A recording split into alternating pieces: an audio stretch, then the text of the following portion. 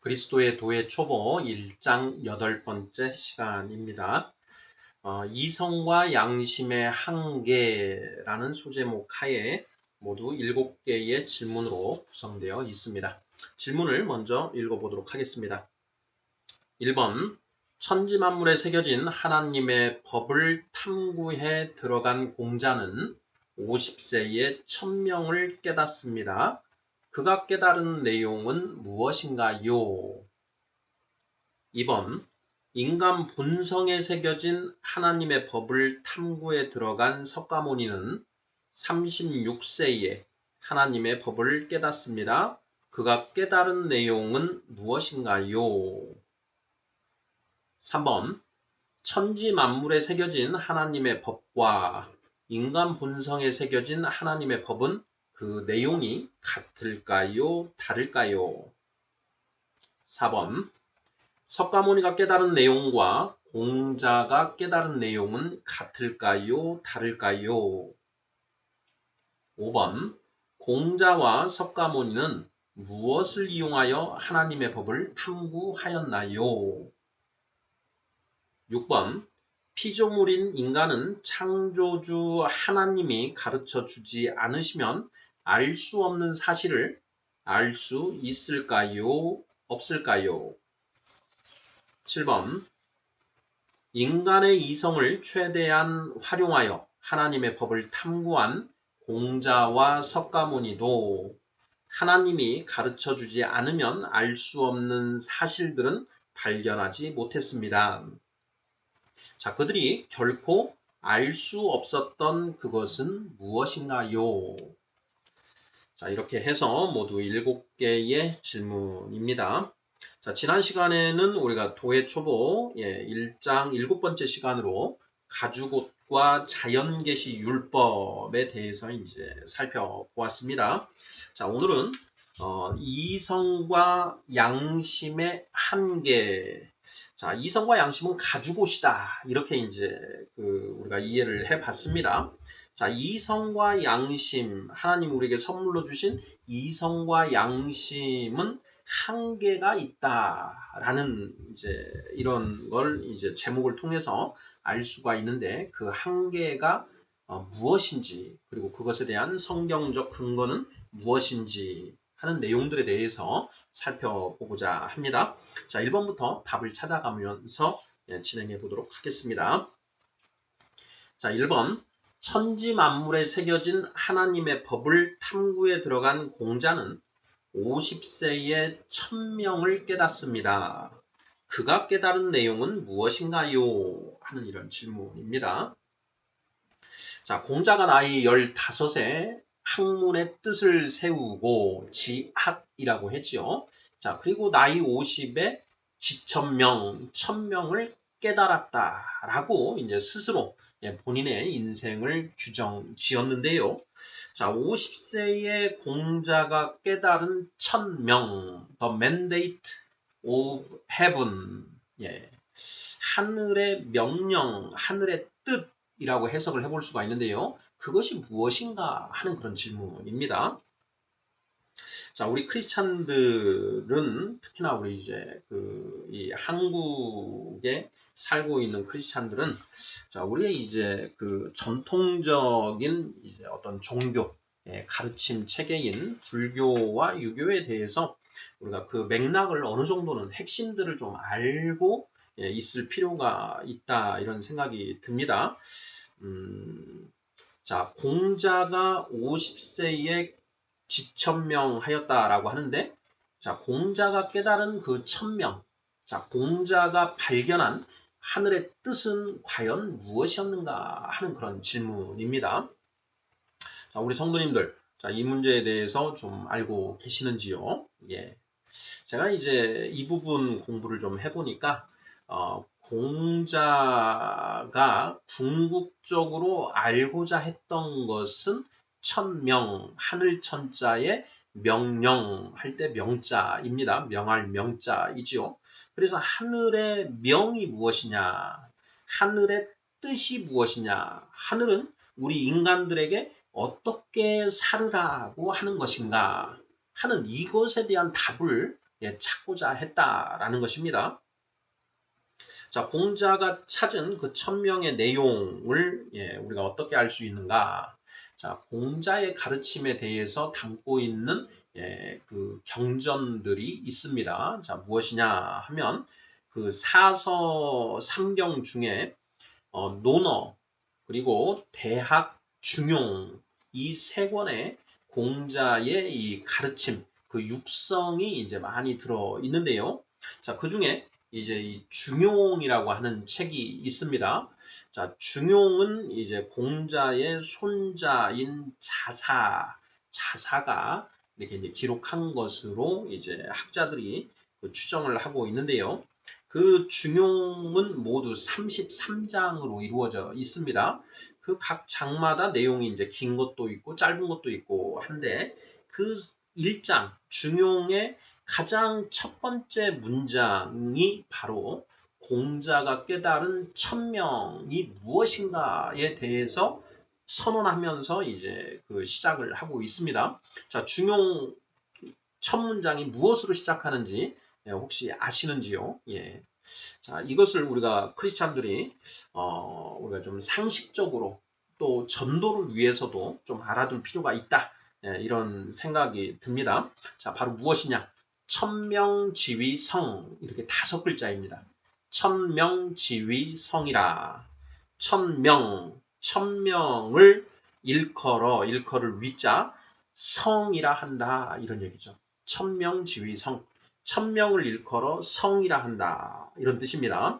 자, 여기에 성이라고 되어 있는데 이 성자가 자, 마음신변의 살생자로 이루어져 있습니다. 그래서 이거 이제 파자를 해보면 이걸 이제 그 마음심의 살생자다. 그러니까 그 뜻을 하면 살라는 마음이다. 자, 천명을 일컬어 성이라 한다. 이렇게 되어 있는데 뭐 쉽게 얘기하면 천명, 하늘의 명령은 살라는 것이다. 이렇게 해석을 할 수가 있습니다. 자, 하늘의 명령은 살으라라는 것이다. 살으라.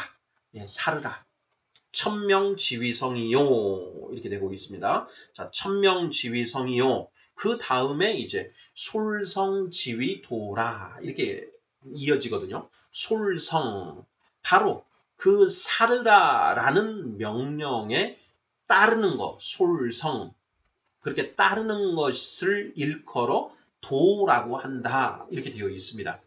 자, 우리가 그리스도의 도의 초보를 이제 우리가 1장 공부를 하면서 도가 무엇인가, 더 웨이 이것에 대해서 우리가 공부를 해왔지 않습니까? 자, 도를 아십니까? 라고 할 때 그 도가 무엇인가? 바로 어떻게 살아야 하는가라고 하는 것에 대한 답을 우리가 도라고 한다라는 걸 이미 이제 우리가 짚어봤지요. 그러니까 천명지위성이요 솔성지위도라 이렇게 이제 나아가는 거니까 하늘의 명령은 살으라라는 것이고 그 하늘의 명령인 살으라라는 명령에 따르는 것을 도라고 한다. 그러니까 공자가 설파하는 그 어떻게 살아야 하는가라는 그런 그 문제에 대한 답은 무엇이냐 하면 자, 살아라 라는 것이다. 이렇게 하는 것이죠. 자, 공자가 깨달은 이 천명이 과연 진리인가 또는 성경적인가? 자, 우리 크리스찬은 오직 성경에 기록된 그 말씀들, 하나님의 말씀들만이 길이요 진리요 생명이다. 이렇게 우리가 믿음을 가지고 나아가는 것이죠.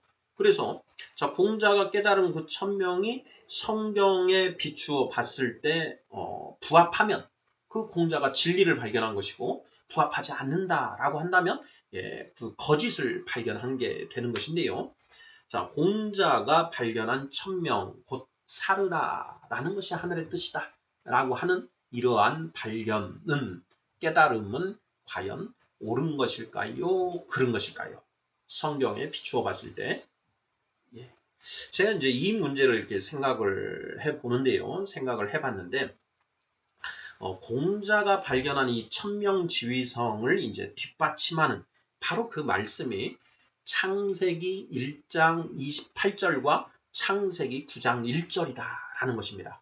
자, 창세기 9장 1절, 28절, 먼저 창세기 1장 28절을 읽어보도록 하겠습니다. 하나님이 그들에게 복을 주시며 하나님이 그들에게 이르시되 생육하고 번성하여 땅에 충만하라. 땅을 정복하라. 바다의 물고기와 하늘의 새와 땅에 움직이는 모든 생물을 다스리라 하시니라. 이렇게 되어 있습니다. 여기에 자, 생육하고 번성하여 땅에 충만하라, 땅을 정복하라, 모든 생물을 다스리라. 이렇게 해서 5개의 어떻게 명령이라고 할 수가 있죠. 뭐 크게 나눠보자면 이제 뭐 2개로도 나눌 수 있고 3개로도 나눌 수 있는데요. 자, 생육하고 번성하여 땅에 충만하라. 이것을 하나로 볼 수 있습니다. 자, 그리고 땅을 정복하라, 모든 생물을 다스리라. 이것을 또 하나로 볼 수도 있지요. 또 이걸 뭐 땅을 정복하라 따로 모든 생물을 다스리라 이것을 이제 또 따로 이렇게 해서 3개로도 나눠볼 수가 있는 것이고요. 자, 창세기 9장 1절을 보겠습니다. 자, 하나님이 노아와 그 아들들에게 복을 주시며 그들에게 이르시되 생육하고 번성하여 땅에 충만하라 이렇게 되어 있습니다. 창세기 9장 1절, 2절은 또 어떻게 이어지는지, 이 창세기 9장 1절은 하나님의 물심판 이후에 살아남은 노아와 그의 아들들, 그리고 그들의 부인들, 한 8명에게 이제 축복을 하신 것인데요. 그 축복의 내용이 창세기 1장의 내용과 좀 다릅니다. 자, 어떻게 다른가도 우리가 이제 발견을 해봐야 되는데요. 자, 창세기 9장 1절, 2절, 까지 한번 3절까지 읽어보도록 하겠습니다. 하나님이 노아와 그 아들들에게 복을 주시며 그들에게 이르시되 생육하고 번성하여 땅에 충만하라. 2절 땅의 모든 짐승과 공중의 모든 새와 땅에 기는 모든 것과 바다의 모든 물고기가 너희를 두려워하며 너희를 무서워하리니 이것들은 너희의 손에 붙였음이니라. 3절 모든 산 동물은 너희의 먹을 것이 될지라. 채소같이 내가 이것을 다 너희에게 주노라. 이렇게 되어 있습니다. 9장 1절, 2절, 3절 이 내용과 창세기 1장 28절의 내용이 같은가요? 다른가요?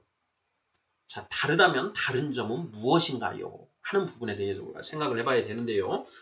저는 제가 읽어봤을 때 다른 점이 분명히 존재합니다. 창세기 1장 28절에 너희는 생육하고 번성하여 땅에 충만하라. 그 다음에 땅을 정복하라. 바다의 물고기와 하늘의 새와 땅에 움직이는 모든 생물을 다스리라. 이렇게 되어 있습니다. 자, 그런데 물심판 이후에 노아와 그의 그 자식들에게, 그 아들들에게 자, 축복하신 말씀은 생육하고 번성하여 땅에 충만하라. 여기까지는 동일합니다. 그런데 그 다음에 땅을 정복하라. 모든 생물을 다스리라. 라고 하는 그 축복은 없다라는 것입니다. 지금 2절과 3절은 모든 산 동물을 너희의 먹을 것으로 준다라고 하는 이제 육식을 허용하시는 이제 그런 내용이지 그것이 땅을 정복하고 땅을 다스리라 라는 내용은 분명히 아니다라는 것입니다. 왜 다를까? 이 부분이 이제 또 우리가 묵상을 해봐야 하는 부분인데요. 태초에 하나님이 인간을 창조하시고 그 인간에게 땅을 정복하라 모든 생물을 다스리라 이렇게 하셨습니다. 자, 그것은 인간을 이 세상의 통치자로 세우셨다. 이 세상의 왕으로 세우셨다. 분봉왕으로 세우셨다. 이 전 세상은 하나님이 창조하시고 통치하시지요. 자, 그 중에 자, 이 세상은 하나님이 인간을 창조하시고 인간을 이 세상의 분봉왕으로 삼으셔서 통치하시게끔 하신 것인데 그 통치권을 아담이 상실하게 된다라는 것이죠. 자, 누구에게 상실을 하나요? 자, 이 세상의 임금이 되어 존재가 있죠. 예수님이 요한복음에 보면 이 세상의 임금이 올지니 이렇게 이야기를 하고 있습니다. 이 예수님이 말씀하신 이 세상의 임금은 누구인가? 곧 사탄을 가리키죠. 그러니까 사탄이 이 세상의 임금이 되었다라는 것입니다. 자, 그 사탄이 이 세상을 통치하게 되었는데 그 사탄의 통치권을 다시 이제 예수님이 넘겨받으신 것이죠. 자, 왜 넘겨받으셨습니까? 예수님이 사탄을 이겼기 때문에 넘겨받으셨다라는 것이죠. 자, 그러면 사탄은 이 세상에 대한 통치권을 어떻게 얻었는가? 자, 아담을 이겼기 때문에 아담이 당초에 받았던 이 세상의 통치권을 사탄이 넘겨받았다. 이걸 우리가 생각해 볼 수가 있지요. 자, 그러면 사탄은 어떻게 아담을 이겼는가? 바로 창세기 3장에 하와, 아담의 부인인 하와를 미혹하여 선악과를 먹게 하였고 그 하와를 통해서 아담이 선악과를 먹고 타락하게 만들었다. 베드로 후서 2장 19절에 보면 하반절에 진자는 이긴 자의 종이 되느니라 이렇게 되어 있습니다.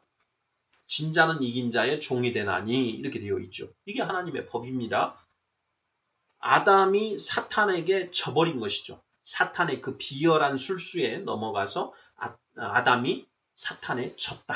사탄에게 졌기 때문에 아담에게 하나님이 주셨던 그 통치권이 사탄에게 넘어가고 사탄이 이 세상의 임금이 되고 아담과 그의 자손들은 사탄의 종노릇하게 되었다라는 것이죠. 자, 그것을 예수님께서 안타깝게 여기시고 이 땅에 인간의 육신을 입고 오셔서 사탄을 이기셨지요. 그래서 하나님이 예수가 사탄을 이겼으니 이제 사탄의 통치권은 이제 예수에게 넘기라라고 이렇게 이제 명령을 내리시는 거지요. 그것이 바로 요한계시록 12장에 나오는 그 말씀이지 않습니까?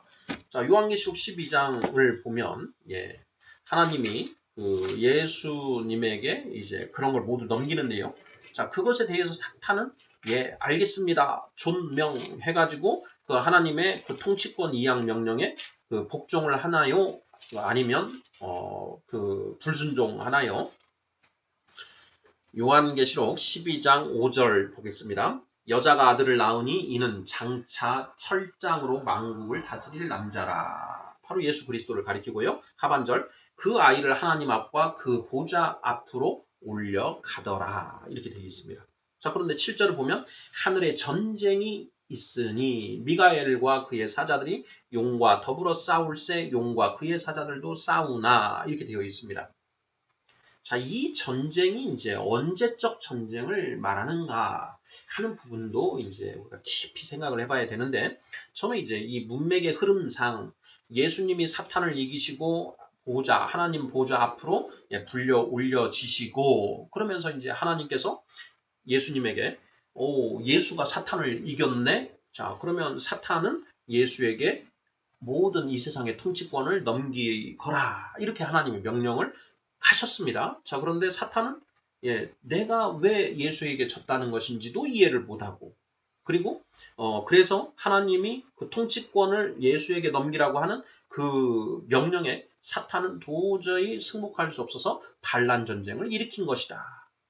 이런 내용을 지금 쓰고 있는 것으로 저는 이해가 됩니다. 자, 그래서 사탄이 반란 전쟁을 일으켰고, 그 전쟁에서 사탄이 져버리죠. 8절. 이기지 못하여 다시 하늘에서 그들이 있을 곳을 얻지 못한지라. 그래서 9절에 그 사탄이 이제 이 세상으로 쫓겨나는 것이죠. 하늘에서 완전히 쫓겨나서 이 세상에 거하게 되더라. 9절입니다. 큰 용이 내쫓기니 옛뱀 곧 마귀라고도 하고 사탄이라고도 하며 온 천하를 꿰는 자라. 그가 땅으로 내쫓기니 그의 사자들도 그와 함께 내쫓기니라. 이렇게 되어 있습니다. 자, 이 내쫓긴 이 용이 어떻게 하느냐? 13절. 용이 자기가 땅으로 내쫓긴 것을 보고 남자를 낳은 여자를 박해하는지라. 남자는 예수 그리스도이고요. 낳은 여자는 구약시대의 교회라고 했습니다. 그 교회를 박해한다. 그러니 땅으로 내쫓긴 게 언제냐? 예수님이 사탄을 이기시고 부활 승천하셔서 그 통치권 이양의 명령을 받은 그 이후에 반란 전쟁을 일으키고 패하여 용이 땅으로 쫓겨났다. 이렇게 이해를 하는 게 매끄러운 이해가 된다라는 것이지요. 자, 그렇게 사탄이 이제 이 세상의 임금이 되었다라는 것입니다. 자, 그렇게 되다 보니까 창세기 1장 28절에서는 하나님 인간을 창조하시고, 자, 땅을 정복하라, 모든 생물을 다스리라 이렇게 해서 통치권을 주셨는데, 그 통치권이 구장 1절로 가면은 쏙 빠지게 된다라는 것이죠. 이 세상의 통치권이 이제 사탄이 가지고 있으니 인간에게, 노아와 그 아들들에게 땅을 정복하라, 모든 생물을 다스리라 라고 축복하실 수가 없다라는 것이죠. 그래서 이게 빠졌다라는 것, 이 부분을 좀 이렇게 한번 맞는지 한번 좀 상고해 보시기를 보실 필요가 있다, 이렇게 생각이 듭니다. 자, 1번 문제. 천지만물에 새겨진 하나님의 법을 탐구에 들어간 공자는 50세에 천명을 깨닫습니다. 그가 깨달은 내용은 무엇인가요? 천명지위성, 하늘의 명령은 살으라 라는 것이다. 그런데 이것이 창세기 1장과 9장에 나와 있는, 하나님이 그들에게 그들을 축복하여 이르시되, 복을 주시며 이르시되 생육하고 번성하여 땅에 충만하라, 이것하고 동일하다라는 것이죠. 생육하고 번성하여 땅에 충만하라, 이것이 곧 살으라라는 것이다 라는 것이죠. 이것을 보면 공자가 발견한 그 천명, 하늘의 뜻은 옳은가 그른가, 성경에 부합하는가 부합하지 않는가, 부합한다라는 것이죠. 그러니까 공자가 올바로 하늘의 뜻을 깨달았다라는 걸 알 수가 있다라는 것입니다. 2번 문제 가보겠습니다. 인간 본성에 새겨진 하나님의 법을 탐구에 들어간 석가모니는 36세에 하나님의 법을 깨닫습니다. 그가 깨달은 내용은 무엇인가요? 공자는 천지만물에 새겨진 하나님의 법을 탐구에 들어갔고, 석가모니는 인간 본성에 새겨진 하나님의 법을 탐구에 들어갔다라고 했습니다. 자, 석가모니가 29살에 출가를 해서 6년 동안 이것저것 다 해보고 그러면서 이제 결국 깨달음을 얻게 되죠. 무상정등각이라고 합니다. 무, 없을 무자에 상정, 등각, 더 높은, 더없이 높은 깨달음을 얻었다라는 뜻이죠. 그 깨달은 것이 무엇이냐라는 그런 질문입니다. 자, 무엇인가요? 자, 이것도 우리가 좀 잘 이해하고 있어야 됩니다. 고등 종교에 자연 종교와 계시 종교가 있다라는 걸 우리가 살펴봤지요. 자, 자연 종교는 인간의 이성과 양심을 통해서 체계화된 가르침이다. 계시 종교는 하나님의 계시를 통해서 체계화된 종교다라는 것 우리가 살펴보았지요. 반면에 이제 원시 종교는 무엇이었느냐? 인간의 상상력을 기초로 하여 생겨진 그런 가르침이었다라는 것. 이거 뭐 우리가 이미 살펴봤는데요. 불교와 유교는 고등 종교에 속해 있습니다. 고등 종교이면서 자연 종교, 인간의 이성과 양심에 근거하여 체계화된 가르침이다, 이런 의미라고 살펴보았지요. 석가모니가 깨달은 내용이 무엇인가? 그래서 우리가 그런 인간의 이성과 양심에 근거하여 체계화된 그 석가모니의 가르침과 공자의 가르침을 어느 정도 좀 알고 있을 필요가 있다라는 것입니다. 그걸 알아야 그 전도도 더 잘할 수가 있고 그들을 포용해서 안을 수가 있다라는 것이죠. 자, 석가모니가 깨달은 내용, 핵심을 말해보면 그것입니다. 자, 석가모니는 생로병사부터 시작된, 사고로부터 시작된 그 인간들이 그 108가지의 그 번뇌 속에서 허덕허덕하며 살고 있다라는 걸 먼저 관찰을 합니다. 자, 그 다음에 자, 도대체 왜 인간은 저렇게 108번뇌 속에서 허덕허덕하면서 살아가는 것인가? 그 근본 이유가 무엇일까 하고 그 원인을 찾아 내려갑니다. 이렇게 찾아 내려가는 방법을 이제 불가에서는 영기법이라고 이렇게 이야기합니다. 자, 모든 일에는 원인과 결과가 있다. 이런 이제 그 맥락으로 영기법이라는 걸 이제 해석을 하면 되는데요. 자, 108번뇌로 허덕이는 이유가 무엇인지 그 이유를 계속 양파 껍질을 벗기듯이 이렇게 벗겨 들어가는 것이죠. 자, 그랬더니 자, 양파 속이 나왔는데 그 원인이 무엇이냐? 3가지 독 때문이더라. three poisons. 탐, 진, 치 세 가지 독. 탐, 욕심, 진, 분노, 치, 무지. 욕심과 분노와 이 무지로부터 108가지 번뇌가 파생되더라. 이런 이제 그걸 발견을 해낸 것이죠. 그래서 108번뇌로부터 벗어나려면 이 세 가지 삼독으로부터 벗어나야 되는데, 자, 삼독으로부터 벗어나기 위해서 석가모니는 또 양파 껍질을 더 벗겨 들어가기 시작합니다. 자, 삼독의 원인이 도대체 무엇인가 하고 양파 껍질을 또 벗겨 들어갔더니 이제 가장 안쪽에 있는 껍질이 있더라. 그게 무엇이냐? 바로 아상, 셀프 이미지, 나라고 하는 그 이미지, 나라고 하는 그 상으로부터, 생각, 관념으로부터 탐진치가 나오더라라는 걸 발견을 해냅니다. 예. 그래서 108번뇌의 근본 원인은 아상으로부터 비롯된다. 나. 아상이 생기면 이제 피상이 생깁니다. 그러니까 나와 너를 구별하게 된다라는 것이죠. 예. 바로 나와 너를 구별하는 것에서부터 탐진치가 발생하게 된다.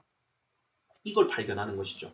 그래서 자, 그러면 108번뇌로부터 벗어나기 위해서는 탐진치 3독을 없애야 되고, 탐진치 3독을 없애기 위해서는 나라고 하는 이 아상, 셀프 이미지를 없애야 된다. 그 셀프 이미지를 없애는 과정을 멸아라고 하고요. 그 멸아를 어떻게 나를 없앨 것이냐 하는 그 방법을 멸아법이라고 할 수가 있는 것이죠. 그래서 그 멸아를 통해서 내가 완전히 해체돼 버리는 그 상태가 바로 무아의 상태. 없을 무자 나자. 그래서 내가 없어져 버리는 것이죠. 내가 없어지면 어떻게 되느냐? 삼독이 없어지고 108번뇌가 사라져서 열반적정의 상태에 들어서게 된다라는 것이죠. 예, 더없이 자유로운 상태에 들어서게 된다. 네, 이것이 바로 석가모니의 가르침의 핵심 내용입니다.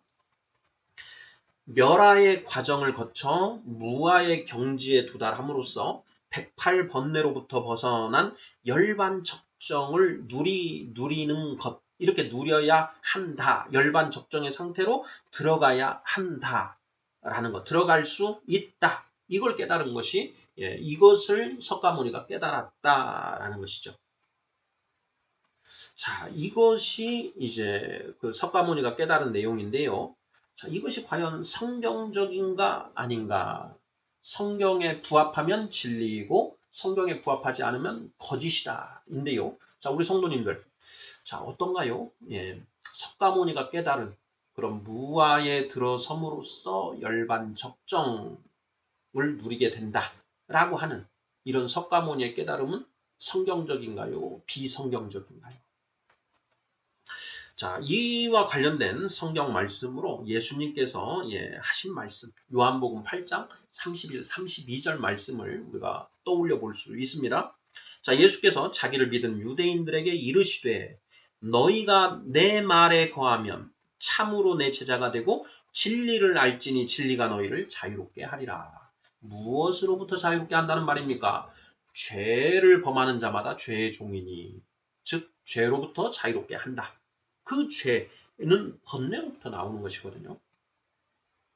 그러니 자, 석가모니가 이 깨달은 내용, 아상으로부터 벗어난다. 자, 아상으로부터 벗어난다. 이것을 또 뒷받침하는 성경 말씀을 한번 제가 생각을 해봤는데요. 저는 이제 신명기 12장 8절을 일단 떠올려 봤습니다. 신명기 12장 8절입니다. 우리가 오늘 여기에서는 각기 소견대로 하였거니와 너희가 거기에서는 그렇게 하지 말지니라. 이렇게 되어 있습니다. 한 번 더요. 자, 우리가 오늘 여기에서는 각기 소견대로 하였거니와 너희가 거기에서는 그렇게 하지 말지니라. 이렇게 되어 있습니다. 신명기, 자, 모세가 출애굽한 이스라엘 백성들 가나안 땅에 이제 들어가길, 가나안 땅을 앞에 두고 요단강을 건너기 전에 이스라엘 백성들 출애굽 2세대들에게 하는 이야기이죠. 너희가 여기에서는, 광야에서는 각기 자기 소견대로 행하였지만 너희가 거기서는 그렇게 하지 말아라. 하나님이 너희에게 주시는 땅, 가나안 땅, 그건 하나님의 땅이다. 그 하나님의 땅에 들어가서는 너희 소견대로 행하지 말라. 이렇게 이야기하고 있는 것이죠. 소견에 따라 행한다. 이거 원죄지 않습니까? 예. 선악과를 먹은 인간은 이제 그때로부터 스스로 선악을 판단하기 시작하죠. 그래서 자기의 판단에 따라서 이게 옳은 것이고 이게 그런 것이다. 그러니까 이렇게 내가 생각해 이게 옳은 것이니까 내가 생각할 때 옳은 대로 움직인다. 이게 자기 소견에 따라 행하는 것입니다. 자, 그런데 하나님이 너희에게 주시는 그 약속의 땅, 젖과 꿀이 넘쳐 흐르는 그 땅, 가나안 땅에 가면 거기는 하나님이 우리에게 주신 땅이고 우리는 하나님의 백성이니 우리 소견에 따라 행하는 것이 아니고 자, 하나님의 뜻대로 살아야 된다. 바로 그 하나님의 뜻이 무엇이냐? 율법이다. 그 율법에 따라 살아야 된다. 율법에 따라 살아라. 우리가 오늘 여기에서는 각기 소견대로 하였거니와 너희가 거기에서는 그렇게 하지 말지니라. 이렇게 명령하고 있다는 것이죠. 석가모니의 깨달음, 자, 아상으로부터 탐진치가 일어나고 탐진치로부터 108번뇌가 일어난다. 이것으로부터 벗어나려면 아상이라고 하는 것을 없애야 된다.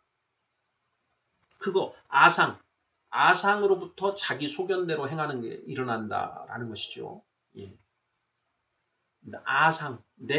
나라고 하는 나는 내 뜻대로 살아 하는 것 그게 잘못이다. 문제다. 그래서 그 내 뜻대로 산다고 하는 것을 없애고 예. 그 무아의 상태에 들어가면 108번뇌가 모두 사라진다.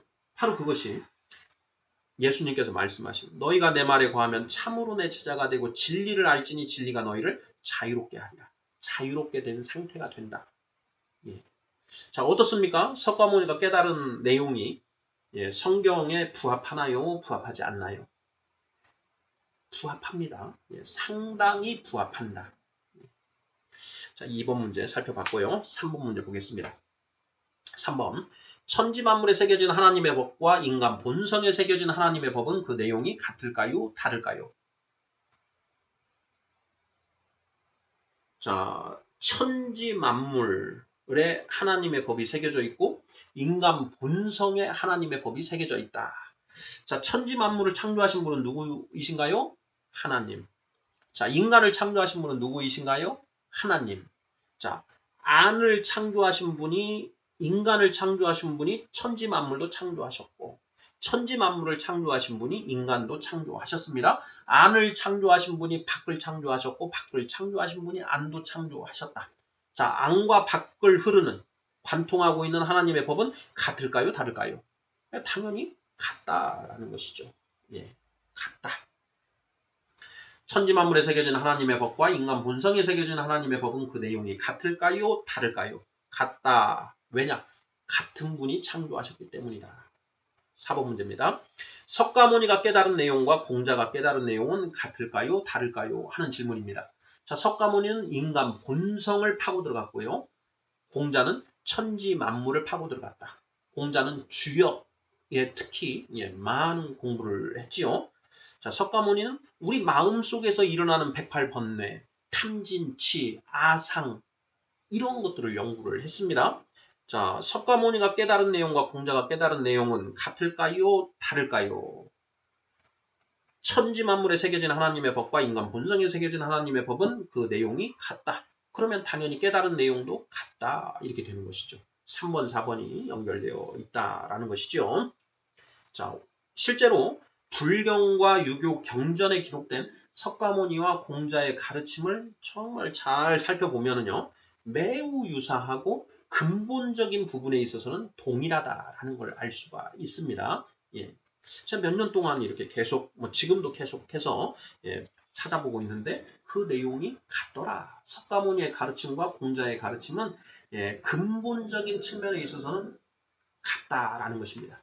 단지 자, 그분들이 속해 있는 인도라고 하는 그 공간과 그리고 공자님이 이제 살았던 그 중국이라고 하는 그 공간의 문화 양식이 좀 달랐기 때문에 그 표현하는 방식이 좀 다를 뿐이지 근본적인 내용은 같다. 왜 그러냐?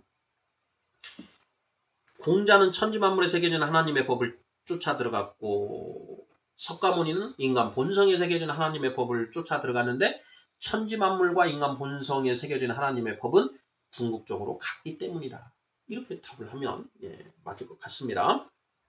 5번 문제 보겠습니다. 자, 공자와 석가모니는 무엇을 이용하여 하나님의 법을 탐구하였나요? 자, 이미 우리가 살펴보았죠. 자, 영적으로 선악과를 먹고 영적으로 죽어버린 영적 좀비 상태가 된 그 인간은 하나님과 그 하나님의 법을 전혀 인식할 수 없는 영적 완전한 그 무지랭이가 되어버렸다라는 것이죠. 그 상태로는 인간 공동체를 도저히 온전히 이루며 살 수 없다. 그래서 하나님이 그 인간에게 자 가죽옷을 선물로 주셨다. 그 가죽옷이 무엇이냐? 이성과 양심이요 영원을 사모하는 마음이었다라는 것 지난 시간에 살펴보았습니다. 자, 공자와 석가모니는 무엇을 이용하여 하나님의 법을 탐구하였는가? 자, 정답은 영원을 사모하는 마음에 기초하여 이성과 양심을 통하여 하나님의 법을 탐구했다. 이렇게 답하면 딱 맞을 것 같습니다. 지난 시간에 우리가 그 영원을 사모하는 마음을 하나님이 우리에게 주셨기 때문에 우리 안에 영원에 대해서 생각하려는 그런 그 생각들이 일어나게 되는데 우리는 애써 그걸 무시한다라고 했습니다. 그 이유가 뭐라고 했습니까? 자, 유한한 존재인 우리 인간이 그 영원히 존재하는 어떤 존재를 인정하게 되면 그 인간은 필연적으로 그 영원한 존재에게 무릎을 꿇어야만 되는 것이죠. 자, 그런데 원죄를 가지고 천상천하 유아 독존적 실존을 가지고 태어난 인간은 자기가 자기 삶의 왕으로서 살아가고자 하는 것이죠. 내가 옳다고 생각하는 대로 살아가고 싶은 것이 우리네 본성이다. 타락한 본성이다. 그런데 영원한 존재를 우리가 긍정을 하고 그 긍정을 하게 되면 그 영원한 존재의 그 뜻에 따라 살아야만 되는 것이죠. 그러니 더 이상 내가 왕노릇 할 수가 없고 천상천하 유아 독존이 될 수가 없다. 그래서 애써 영원한 존재, 영원을 무시하려고 한다라는 것이죠. 그래 죽으면 끝이다. 그래서 이 세상에서 내가 목숨이 붙어 있는 육신에 거하고 있는 동안 그것만 생각하고 가려고 한다라는 것이죠. 자, 그래서 그런데 공자와 석가모니는 그러한 영원한 진리 이걸 이제 추구했다라는 것입니다. 자, 그 영원한 진리가 분명히 존재한다라는 그런 그 생각에 기초를 해서 하나님이 이 선물로 주신 이성과 양심을 이용하여 천지만물과 인간 본성에 새겨진 하나님의 법을 탐구에 들어갔다. 그리고 그 천지만물과 인간 본성에 새겨진 하나님의 법을 찾아냈다라는 것이죠. 5번 문제. 공자와 석가모니는 무엇을 이용하여 하나님의 법을 탐구하였는가? 자, 영원을 사모하는 마음에 기초하여 이성과 양심을 통해 하나님의 법을 탐구하였다. 이런 맥락으로 답하면 맞지 않을까 싶습니다. 자, 6번 문제입니다. 피조물인 인간은 창조주 하나님이 가르쳐주지 않으시면 알 수 없는 사실을 알 수 있을까요? 없을까요? 하는 그런 질문입니다. 질문을 잘 읽어봐야 됩니다. 자, 피조물인 인간은 창조주 하나님이 가르쳐주지 않으시면 알 수 없는 사실을 알 수 있을까요? 없을까요? 이렇게 물어봤죠. 사실은 질문 안에 답이 있습니다. 창조주 하나님이 가르쳐주지 않으시면 알 수 없는 사실. 여기에 이미 답이 있는 것이죠. 하나님이 가르쳐주지 않으시면 알 수 없는 사실. 그 사실은 도저히 알 수가 없는 것이죠. 없다 이렇게 답을 하시면 됩니다. 자, 이것과 관련해서 성경에 흥미로운 말씀이 있는데요. 자, 시편 147편 19절 20절입니다. 읽어보겠습니다. 그가 그의 말씀을 야곱에게 보이시며 그의 율례와 규례를 이스라엘에게 보이시는도다. 그는 어느 민족에게도 이와 같이 행하지 아니하셨나니 그들은 그의 법도를 알지 못하였도다. 이렇게 되어 있습니다. 여기에 그는 하나님이죠.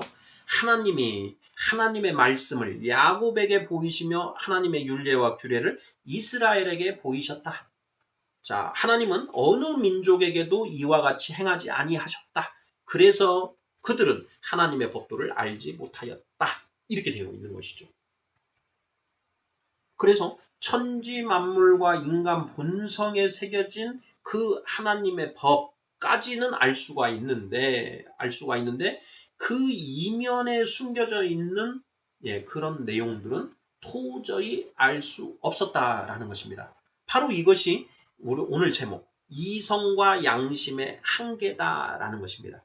이성과 양심은 천지 만물과 인간 본성에 새겨진 하나님의 법을 인식하는 것에만 유용하다라는 것이죠.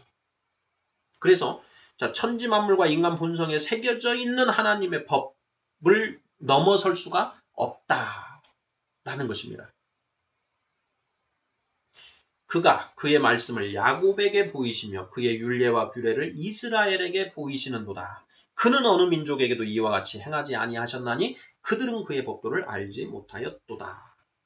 하나님이 자 이제 때가 되어서 가죽 옷 세대 다음 세대인 율법 세대 율법을 이제 주시려고 이제 하는데요.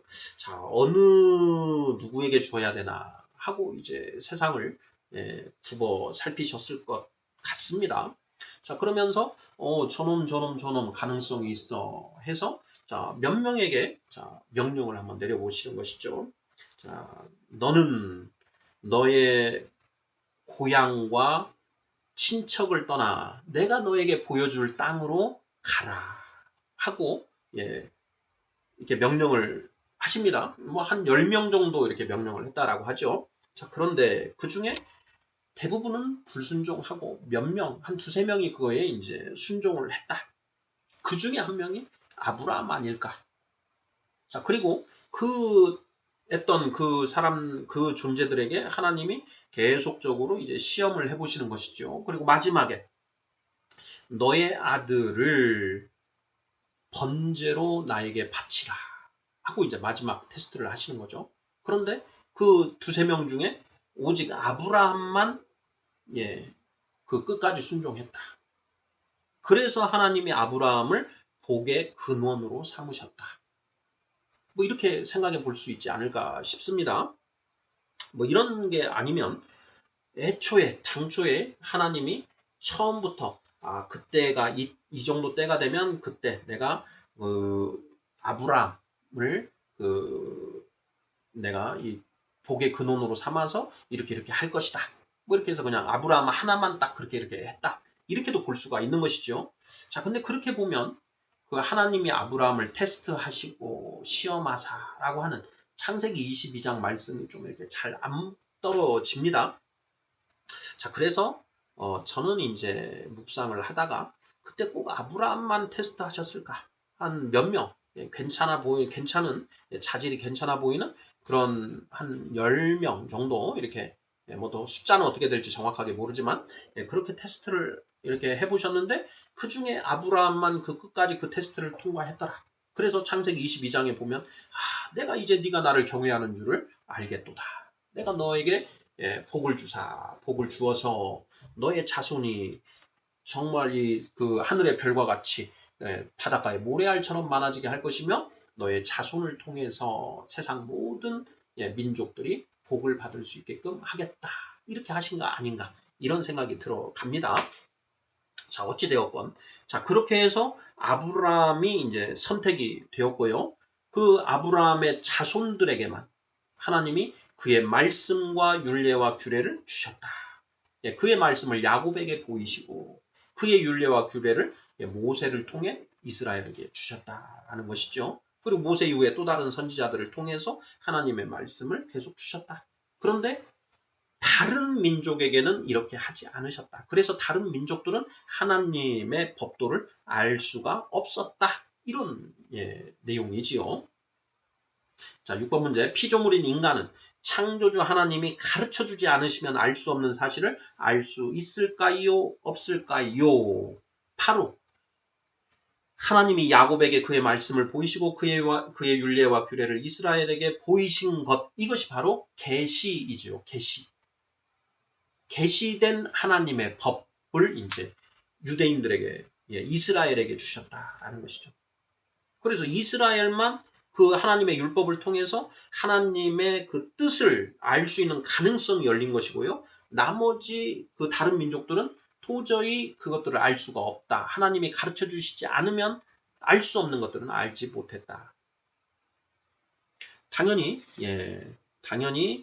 이제 공자와 석가모니도 하나님이 자 이렇게 이 말씀과 율례와 규례를 주시지 않았기 때문에 하나님이 가르쳐 주지 않으시면 알 수 없는 그 사실까지는 알 수 없었다라는 것을 우리가 추론해 볼 수 있습니다.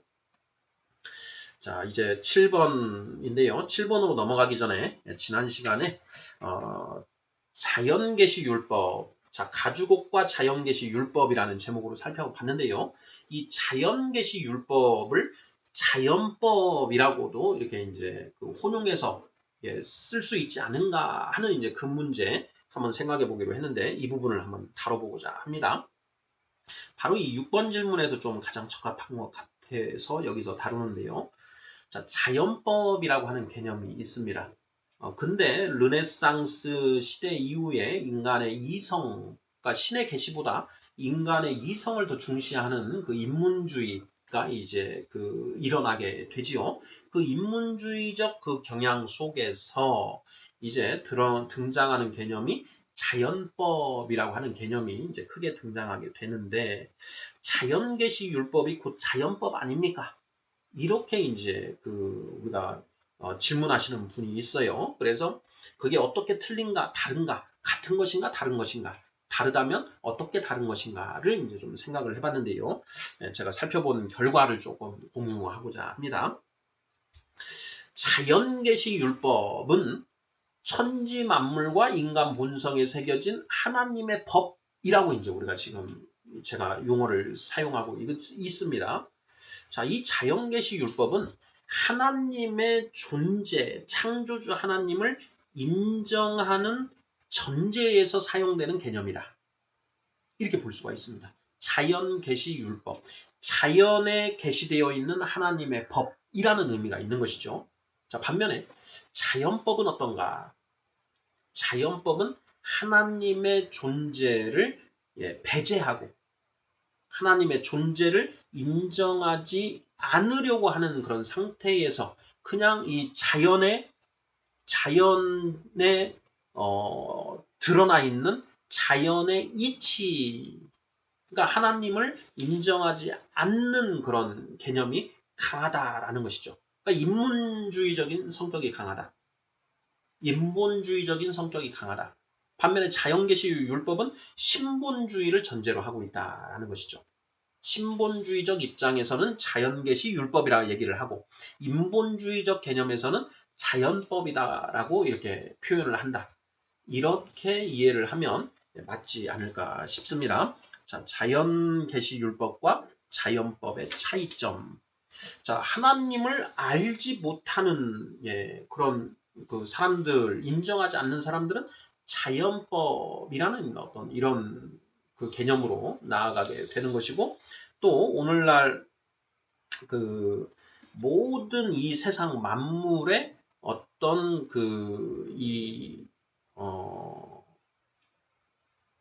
뭐라고 하죠? 이제 이 만물의 어떤 영적인 어떤 그런 것이 이제 존재한다라고 하는 뭐 이런 식의 사고 방식, 이런 것은 이 신본주의 하나님을 인정하지 않는 전제에 있다라는 걸 이걸 좀 이렇게 그 구별을 좀 할 필요가 있습니다. 자, 이걸 좀 언급을 해두고 이제 마지막 7번 문제 보겠습니다. 7번 문제. 인간의 이성을 최대한 활용하여 하나님의 법을 탐구한 공자와 석가모니도 하나님이 가르쳐주지 않으면 알 수 없는 사실들은 발견하지 못했습니다. 그들이 결코 알 수 없었던 그것은 무엇인가요? 하는 질문입니다. 한 번 더요. 자, 인간의 이성을 최대한 활용하여 하나님의 법을 탐구한 공자와 석가모니도 하나님이 가르쳐주지 않으면 알 수 없는 사실들은 발견하지 못했습니다. 그들이 결코 알 수 없었던 그것은 무엇인가요? 하는 질문입니다. 이것이 바로 이성과 양심의 한계와 관련된 6번 문제의 연장선 상에 있는 내용인데요. 이것이 바로 이제 오늘 궁극적으로 얘기하고자 하는 내용이 되겠습니다. 자, 석가모니는 자, 아상으로부터 탐진치 삼독이 발생하고 자, 여기에서 108번뇌가 발생하게 된다라는 그 사실을 발견했습니다. 예, 맞는 얘기입니다. 예, 성경과도 아주 일치하지요. 뭐 탐심은 자, 모든 죄악의 근원이다. 이런 이제 표현들이 성경에도 나오지 않습니까? 자, 이런 사실을 발견하고 아상으로부터 벗어나는 방법을 고민했습니다. 석가모니는. 자, 석가모니는 사람이 각자 다른 신체, 몸을 가지고 있다는 그 사실로부터 아상이 자연적으로 발생한 것으로 하는 것으로 이해를 했던 것 같습니다. 그러니까 이 몸뚱아리를 입고 있고 이 몸뚱아리가 서로 다 구별되어 있지 않습니까? 그러다 보니 아상이라고 하는 것은 자연적으로 생겨나는 것 아니냐 이렇게 이제 당연한 전제로 이해를 했다라는 것이죠. 자, 그래서 이제 석가모니는 어떤 해결책을 이제 쓰느냐 하면은 인간의 몸뚱아리 이것이 실상이 아니라 허상이다.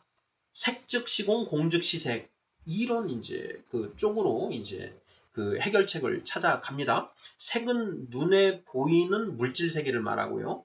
예, 공은 이제 눈에 보이지 않는 세계를 의미하는데 색즉 시공. 자, 우리가 눈에 보이는 이 모든 것들은 사실은 허상이다. 허상. 그리고 눈에 보이지 않는 그 세계, 공즉 시색. 그 세계가 진짜 세상이다. 이런 이제 해결책을 이제 찾아낸 것이죠.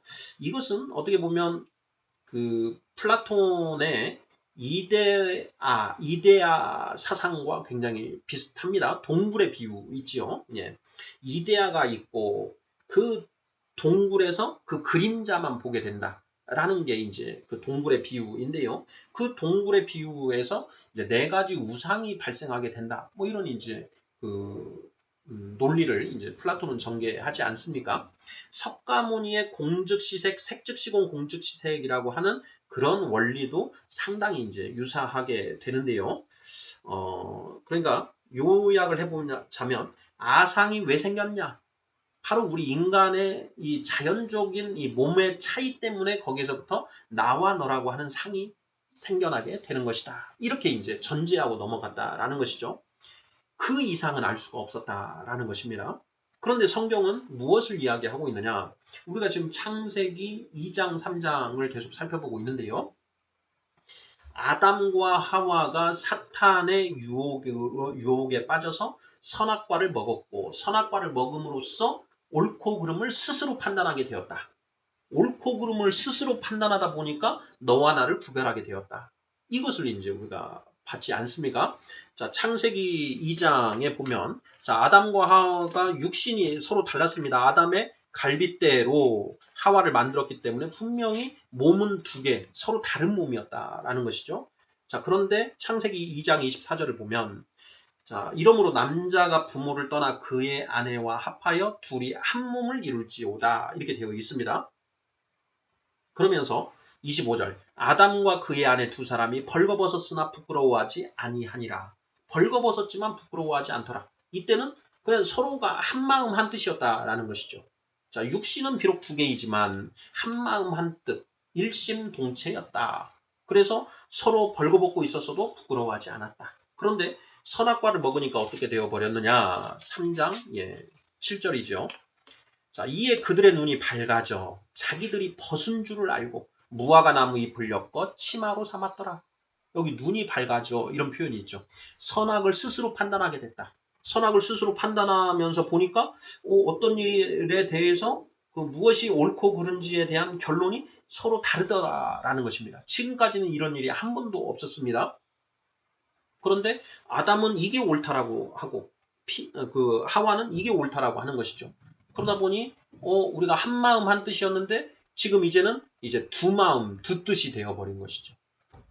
그러다 보니 지금까지는 서로 벌거벗었어도 부끄러운 줄 모르고 있었는데 서로 다르다라는 걸 인식하다 보니까 벌거벗은 것을 깨닫게 되고 서로의 서로의 몸을 가리기 시작하게 되었다. 이것이 바로 너와 나를 구별하는, PR을 구별하게 되는 것이다. 이런 내용이지 않습니까? 이런 내용은 하나님이 가르쳐 주지 않으면 피조물인 우리는 도저히 알 수 없는 그런 내용이죠. 단순히 몸이 다르다라고 해서 아상, 여상이 생겨난 것이 아니고 옳고 그름을 각자 판단하다 보니까 아상과 피상, 여상, 너여자, 여상이 생겨난 것이다. 이것이 성경을 통해서만 알 수 있는 내용이다라는 것이죠. 자, 공자 보겠습니다. 자, 공자님은 대동사상, 큰 대자에 같을 동자를 이렇게 주장했습니다. 자, 이 대동사상이라는 게 도대체 뭐냐? 대동사상이라는 게 비유로 우리가 이해를 해보면 굉장히 쉬운데요. 자, 대나무 밭이 있습니다. 대나무 밭에 가면 대나무가 뭐 수백 그루, 수천 그루 이렇게 있지요. 자, 그러면 대나무가 수백, 수천 그루 이렇게 각자 대나무 하나하나가 별개로 이렇게 보이는데요. 그 밑에 땅을 이제 파보면 그 대나무가 다 한 뿌리로 연결되어 있다라는 것입니다. 그러니까 겉으로 흙 위에만 보면은 대나무가 수천 그루 같지만 그 흙 밑을 보면 다 하나로 연결되어 있다. 그게 결국은 하나다. 이게 바로 대동사상입니다. 우리 지금 인간이 이 지구상에 75억 가까이 이렇게 살고 있는데 75억으로 5억 명으로 나눠져 있는 것 같지만 결국 그 밑에 뿌리를 치고 올라가 보면 결국은 다 한 조상에서 나왔다. 성경에 의하면 노아의 다 자손들 아닙니까? 그리고 노아는 쭉 올라가 보면 이제 아담의 자손인 것이고요. 그러니까 우리 이 세상에 현재 살고 있는 75억의 인구의 시조는 아담이고, 그리고 중시조는 노아인 것이죠. 자, 그래서 결국은 한 뿌리 아니냐. 그러니 우리가 너와 나를 구별해서 서로 치고받고 이전투구 하지 말고, 이렇게 우리가 한 마음 한 뜻으로 살아가야 된다. 라는 게 이제 공자의 대동사상입니다. 공자님의 대동사상. 자, 공자님은 우리가 각자 이렇게 구별되어 있는 것처럼 있다라고 하는 바로 이제 석가모니와 거의 같은 맥락이죠. 이 몸뚱아리가 각자 별개이기 때문에 서로 다 자기를 구별하고 이전투구, 진흙 속에서 서로 치고받는 그 소들 같은 소싸움하는 그런 모습으로 살아가게 되는데 그러면 안 된다. 왜 그러느냐? 우리가 결국은 우리 아버지, 할아버지 이렇게 쭉 타고 올라가 보면 결국 우리가 다 한 분의 자손이다. 그럼 우리가 서로 너와 나를 가르고 그렇게 싸울 필요가 없지 않냐? 이렇게 이제 해결책을 주장하는 것이죠. 그걸 이제 대동사상이라고 합니다. 바로 이 공자의 대동사상을 이제 계승해서 이제 순원, 그 1910 몇 년대에 그 순원의 이제 삼민주의 뭐 이런 것들로 이제 연결되지 않습니까? 자, 바로 이제 그렇게 공자는 대동사상을 주장하였는데, 자, 공자도 너와 나를 구별하는 그 인간의 그 실상은 알았지만 왜 구별하는지에 대한 정확한 답은 알지 못했다라는 것입니다. 너와 나를 구별하는 것은 선악과를 먹고 옳고 그름을 스스로 판단하게 된 그 원죄로 인하여 너와 나를 구별하게 되었다라는 것. 이것은 오직 성경에만 기록되어 있다라는 것이지요. 자, 그들이 결코 알 수 없었던 것은 무엇이냐? 자, 어떻게 해서 인간이 아상을 가지게 되었는지, 너와 나를 구별하게 되었는지, 그 근본 원인은 알지 못했다라는 것. 뭐 이 정도 하면 될 것 같습니다. 자, 그리스도의 도의 초보 1장 8번째 시간으로 이성과 양심의 한계에 대해서 살펴보았습니다. 공자가 깨달은 천명의 내용, 천명지위성, 그리고 석가모니가 36세에 깨달은 무상정 등각의 내용, 자, 무아의 경지에 도달함으로써 열반 적정을 누릴 수 있다. 자, 이성과 양심을 통해 하나님의 법을 탐구하였다. 그런데 하나님은 자, 이스라엘에게만 하나님의 법을 계시해 주시고 다른 민족에게는 자신을 드러내지 않으셨다. 그래서 다른 민족들은 하나님을 알 수 없었다. 그래, 공자와 석가모니도 한계에 봉착했는데 그들이 발견하지 못한 것은 무엇이냐? 바로 창세기 3장의 원죄에 대해서는 알지 못했다라는 내용들을 살펴보았습니다. 아멘.